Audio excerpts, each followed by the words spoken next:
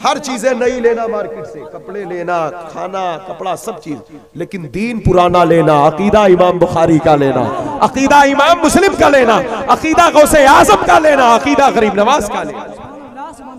हाँ, अगर इधर उधर गए तो फिर जान ले, फिर तबाही के सिवा कुछ शैतान ताक लगाए बैठा है।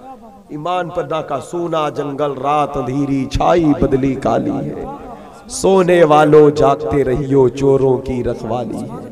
और जिस मुसलमान ने देखा उन्हें एक नजर, उस नजर की बसारत पे लाखों सलाम। अहले सुन्नत का है बेड़ा पार, असहाबे हुजूर नज्म है और नाव है इतरत रसूलुल्लाह की। तवज्जो चाहता हूं मैं, अगर सहाबा ना हो तो फिर हुजूर का दीन हमारे पास नहीं रहेगा। हाँ? जितनी हदीस की किताबें हैं, हर हदीसों का रावी कोई ना कोई सहाबी है। ये हदीसें ना आए तो फिर दीन कहां से आएगा? कुरान की आयतों की समझ के लिए भी हदीस की रहनुमाई जरूरी है। बगैर हुजूर के हदीसों से इसका सहारा लिए कुरान की आयत का मफहूम हमारे सामने वाज़े नहीं होता है। इसलिए अब जो हदीसें हम तक आई है, एक हदीस आपने बारहा सुना होगा, वल्लाहु यूती अना कासिम, अल्लाह देता है, हुजूर फरमाते मैं तकसीम करता हूं। अल्लाह, तब बुखारी शरीफ की हदीस है, अल्लाह देता है मैं तकसीम करता हूं। इस हदीस का रावी कौन है? जिस सहाबी का नाम सुनना आज कुछ लोग पसंद नहीं कर रहे हैं, हजरत मीर माविया वही रावी है। और ये हदीस हमारे अकीदे से ताल्लुक रखती है। हुजूर मालिको मुख्तार है, मालिको मुख्तार है। अल्लामा मुबारक साहब जब हुजूर का इख्तियार साबित करेंगे तो दलील के तौर पर यह हदीस लाएंगे। बदअकीदों बदमज़हबों को खामोश करने के लिए आप बताएं, जिस हदीस को पढ़कर हम ये कह रहे हैं कि वाह क्या जूदो करम है शहे बता तेरा, नहीं सुनता ही नहीं मांगने वाला तेरा। इस हदीस से ही ये शेर आला हजरत ने लिया, मैं तो मालिक ही कहूंगा कि हो मालिक के, यानी महबूबो मुहिब में नहीं मेरा तेरा। अगर रावी ही मशकूक हो जाए तो आप बताएं फिर हदीस की सेहत बाकी रह पाएगी? और रिवायत लेने वाला कोई आम आदमी नहीं, इमाम बुखारी, जिनके यहाँ खुद इसमें यार इस मामलात में तो बड़ी सख्ती है। बड़े बड़ों ने कबूल किया है। 15वीं सदी में पहुंचकर अगर आज कोई तनकीद करे तो ये उसका अपना ख्याल, अपना अकीदा है, इस्लामी अकीदा नहीं है, मशाइख का अकीदा नहीं है, बुजुर्गों का अकीदा नहीं है, मुहद्दिसीन का अकीदा नहीं है। हर चीजें नई लेना मार्केट से, कपड़े लेना, खाना, कपड़ा, सब चीज, लेकिन दीन पुराना लेना। अकीदा इमाम बुखारी का लेना, अकीदा इमाम मुस्लिम का लेना, अकीदा गौसे आज़म का लेना, अकीदा गरीब नवाज का लेना। हाँ, अगर इधर उधर गए तो फिर जान ले, फिर तबाही के सिवा कुछ शैतान ताक लगाए बैठा है। ईमान पर ना का सोना जंगल, रात अंधेरी छाई बदली काली है, सोने वालों जागते रहियो चोरों की रखवाली है। हाँ, इसलिए जरूरी है मसलके आला हजरत से मजबूती के साथ वाबिस्ता रहे। हमारा अकीदा ये है, हमारे हुजूर हमारे हर हाल में हमारे हालात से बाखबर हो। हम मिंबर पर आए, हमने कहा दुरूद शरीफ पढ़े, आपने पढ़ा, हम क्या समझ, आप क्या ऐसे हम दुरूद पढ़ रहे हैं? ये दुरूद उन पर पढ़ रहे हैं जो सुन भी रहे हैं, देख भी रहे हैं। वैसे भी आज शबे जुमा है, शबे जुमा ही है ना। फरमाया कि जुमा की रात रोशन है, जुमा का दिन नूर है, इसमें कसरत से मुझ पर दरूद पढ़ा करो। और दिन फरिश्ते पहुंचाते हैं, और जो जुमा के दिन मुझ पर दरूद पढ़ता है मैं खुद सुना करता हूं। दूसरी रिवायत आई, दलाइलुल खैरात शरीफ, दरूद शरीफ की बड़ी जामे किताब, कुरान मुकद्दस के बाद सबसे ज्यादा दुनिया में तिलावत और जिक्र व अस्कार के तौर पर पढ़ी जाने वाली जो किताब है वो दलाइलुल खैरात शरीफ। साहिब दलाइलुल खैरात ने उसमें हदीस शरीफ कोट किया, अस्मा व सलाता अहले मोहब्बती वारिफाऊ, जब कोई मेरा उम्मती मोहब्बत के साथ मुझ पर दरूद पढ़ता है तो मैं उस पढ़ने वाले को के दरूद को सुनता भी हूँ, पढ़ने वाले को पहचानता भी। आला हजरत बोले, दूर और नजदीक के सुनने वाले वो कान, काने लाले करामत पे लाखों सलाम, जिस तरफ उठ गई दम में दम आ गया, उस निगाहे इनायत पे लाखों सलाम। तवज्जो चाहता हूँ, कैसे सुनते हैं मदीना बहुत दूर है, कैसे देखते हैं हुजूर की जात को, कभी अपने अक्ल की बिना पर समझने की कोशिश मत करना। हुजूर की जात तो हुजूर की जात है। गौसे पाक फरमाते, मैं अल्लाह के राज में से एक राज हूँ, मैं वो तीर हूं जिसका निशाना कभी खता नहीं करता, मैं महफूज हूं, मैं अल्लाह के राज में से एक राज हूं। फिर कहते लोगों मुझे अपने ऊपर कयास मत करना, क्योंकि तुम सब कुछ समझ सकते हो, शेख अब्दुल कादिर जिलानी तुम्हारे समझ में नहीं आ सकता। पूछा गया क्यों नहीं आ सकता? कहा अल्लाह का राज है, कहीं राज भी आम लोगों के समझ में आता है? तो ये तो गौसे पाक है। जब गौसे पाक को समझने से जमाना कासिर है, तो उनके जद उनके नाना जान ताजदारे कायनात को कैसे समझ सकते हैं? इसलिए अक्ल की बिना पर समझने की कोशिश मत करें। तवज्जो चाहता हूं, मस्जिद नबवी शरीफ है। हजरत अबू हुरैरा कहते हैं हुजूर मुसल्ले पर आकर सरकार ने अपने दस्ते अनवर को आसमान की तरफ उठा दिया, आसमान की तरफ उठाया। थोड़ी देर बाद नीचे फरमाया। सहाबा ने देखा, नमाज से फारिग होकर कहा या रसूल अल्लाह, आपने आसमान की तरफ हाथ उठाया था। कहा हाँ, मैंने जन्नत देखा। जन्नत कहां पर है? सातों आसमान के ऊपर, अर्श के नीचे। कहा जन्नत में मैंने अंगूर के खूशों को लटकते देखा, मेरा दिल चाहा मैं उसे तोड़ लूं। कहा जब मैं हाथ ऊपर उठाया तो मेरे रब ने कहा मेरे महबूब क्या अभी से जन्नत की नेमत ले जाना चाहते हैं? ये तो है आपके लिए, आपके गुलामों के लिए।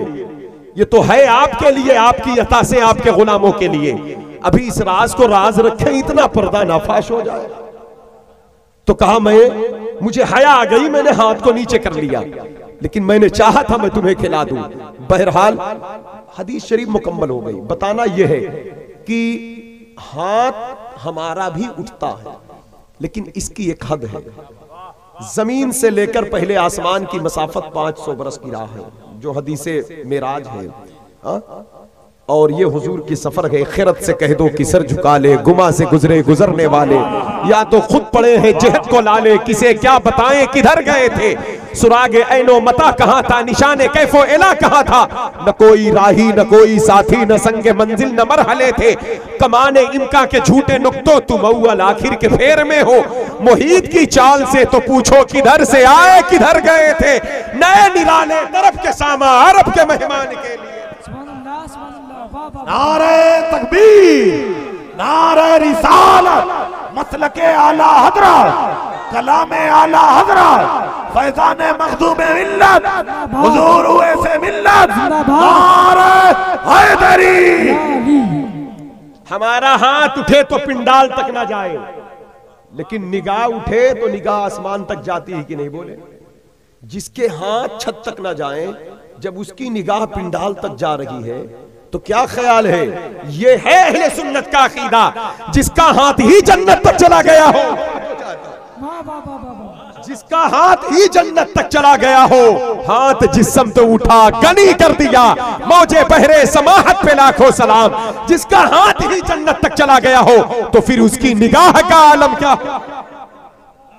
कायनात की कोई शय नजरे मुस्तफा से छुप नहीं सकती। इसलिए कौन है, कहां है, कैसा है, क्या कर रहा है, हुजूर के नजर में एक कैमरा हो तो खौफजदा होते हैं। मेरे दोस्तों हया करें। दिन लहू में खोना तुझे, सुबह शब तक सोना तुझे, शर्म नबी खौफे खुदा ये भी नहीं वो भी नहीं। गुनाह की आदत दो चीजों से छूटती है, या तो अल्लाह का डर पैदा हो जाए, या हुजूर की बारगाह का शर्म कि कैसे हम अपने नबी की बारगाह में जाएंगे। इसलिए मैं आपकी तवज्जो का तलबगार हूं, ज़हन हाजिर है आपका। इसलिए शर्म नबी खौफे खुदा ये भी नहीं वो भी नहीं। वो बहुत प्यार करते हैं अपने गुलामों से, बहुत चाहते हैं अपने चाहने वालों को, बड़ी मोहब्बत करते हैं। कोई उन पर एक दरूद पढ़ता है, एहसान भी नहीं रखते, पलट कर 10 रहमतें वापस आ जाती हैं। कोई उन पर एहसान, उनके दीन की खिदमत के लिए कदम बढ़ाता है तो उसके एजाज को बढ़ा देते हैं, उसके एजाज उसके मर्तबे को बढ़ा देते हैं। कोई उनकी इताअत के लिए सजदा करता है तो उस जमीन को उसके ईमान के लिए गवाह बना देते हैं। यौमइज़िन तुहद्दिसु अख़बारहा, जमीन बोलेगी बरोज़े क़यामत। तो मेरे दोस्तों, तो हमें चाहिए हम उनकी नजरे करम के साये में परवान चढ़ते हैं। हमारी जिंदगी के कोई भी मामलात हो, शादी हो, बारात हो, वलीमा हो, निकाह हो, मौत हो, हयात हो, दुख हो, दर्द हो, मुसीबत हो, अमीरी हो, फकीरी हो, गरीबी हो, यतीमी हो, हम जिस हाल में भी हो, सारे हाल में हम बाद में रहे, हुजूर के गुलाम पहले रहे। मैं आपकी तरफ, हम भूल जाते, खुशी में भूल गए, खुशी में भूल गए, गम में भूल गए, कहीं नाशुक्रे हो गए, कहीं बेसब्रे हो गए। लेकिन मोमिन वो होता है जो हर हाल में मोमिन होता है। मुसलमान वो होता है जो हर हाल में मुसलमान होता है।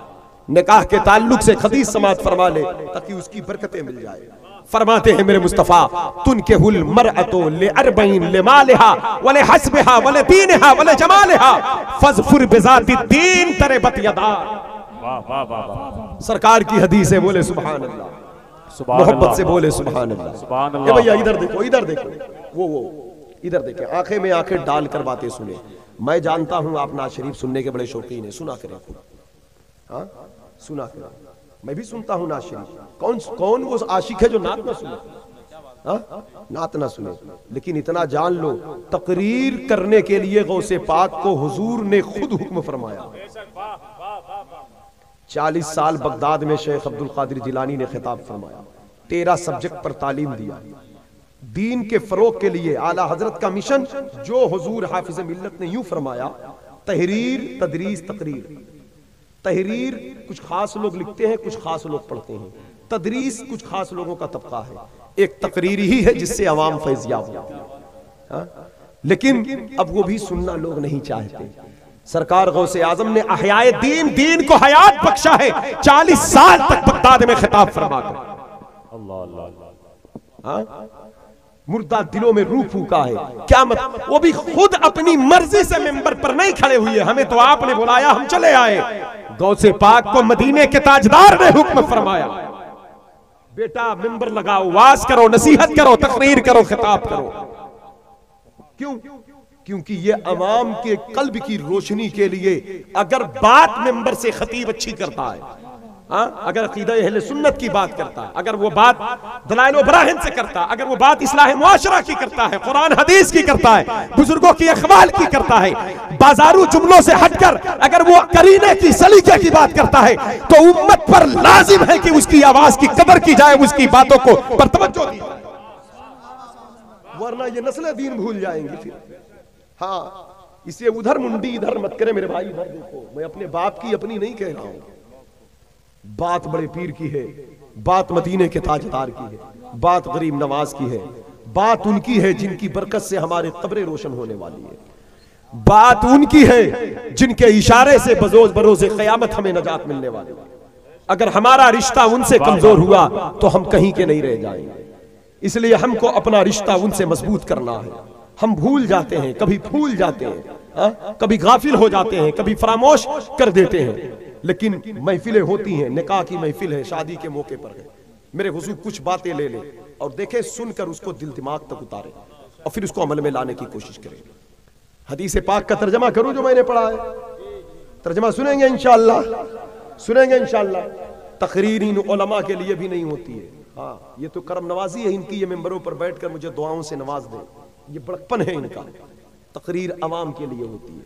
हाँ आप सुने, मेरे हुजूर फरमाते, निकाह 4 चीजों की बुनियाद पर किया जाता है,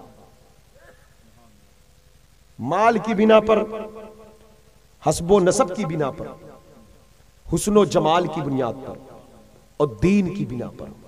फरमाते हैं मेरे मुस्तफा, लेकिन मेरे गुलामों तुम दीन को तरजीह देना, अगर दीन छोड़कर तुम किसी और चीज को तरजीह दोगे तो तुम्हारे हाथ खाक आलूद हो जाए।